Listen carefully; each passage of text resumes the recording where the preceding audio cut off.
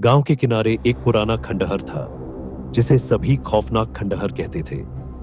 गांव वाले कहते थे कि रात के अंधेरे में वहां अजीब आवाजें सुनाई देती थीं और कई लोग जो उस खंडहर में गए कभी वापस नहीं लौटे।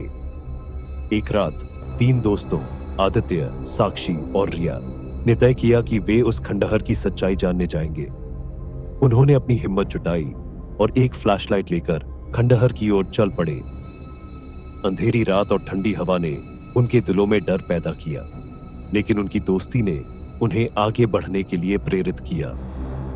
जब वे खंडहर के दरवाजे पर पहुंचे तो वहां की दीवारों पर अजीब सी चित्रकारी थी, जैसे कोई अनजान कहानी कह रही हो। खंडहर का दरवाजा खड़ा खड़ा क्रीक कर रहा था और जैसे ही उन्होंने उसे खोला, एक ठंडी हवा का झोंका उनके चेहरे पर लगा। अंदर जाने पर उन्हें दीवारों पर अजीब अजीब शब्द लिखे हुए मिले।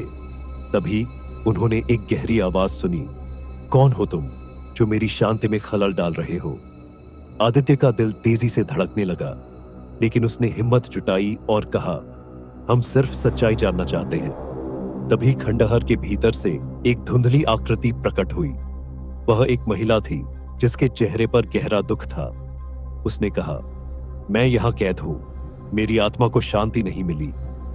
उसकी आंखों में आंसू थे और उसने कहा, मुझे मेरे बच्चे की याद दिलाने वाले एक खिलौने की तलाश है। मुझे इसे पाने दो, फिर मैं शांति से जा सकूंगी। साक्षी ने सहानुभूति से कहा, हम आपकी मदद करेंगे, आप हमें बताएं वह खिलौना कहां होगा। महिला ने कहा, यह खंडहर में कहीं छिपा हुआ है, लेकिन सावधान रहना, इस जगह पर अंधेरा और खौफ छाया हुआ है। तीनों दोस्तों ने खंडहर के चारों ओर तलाश शुरू की। हर कमरे में अजीब अजीब आवाजें आ रही थीं और दीवारों पर गंदे हाथ के निशान थे। उन्हें डर लग रहा था, लेकिन वे एक दूसरे का हाथ पकड़कर आगे बढ़ते रहे। एक कमरे में उन्हें एक पुरानी संदूक मिली। जब उन्होंने उसे खोला तो उसमें पुराने कपड़े और एक टूटा हुआ गुड़िया मिला। रिया ने कहा, क्या यह वही खिलौना हो सकता है? लेकिन महिला ने कहा, नहीं, यह नहीं है, यह खिलौना नहीं है। मुझे अपने बच्चे की असली खिलौने की याद दिलाने वाला चाहिए। फिर उन्होंने खोज जारी रखी। अंत में एक कमरों के कोने में उन्हें एक पुराना धूल से भरा खिलौना मिला, एक छोटे से गुड़िया का जोड़ा। जैसे ही उन्होंने उसे बाहर निकाला, महिला की आंखों में चमक आ गई। उसने कहा, यह वही है, धन्यवाद। महिला ने खिलौने को छुआ और एक पल में वह दिव्य रोशनी में बदल गई। उसने कहा, अब मैं शांति से जा सकूंगी। उसकी आत्मा ने एक हल्की सी मुस्कान दी और वह गायब हो गई। तभी खंडहर में सब कुछ शांत हो गया।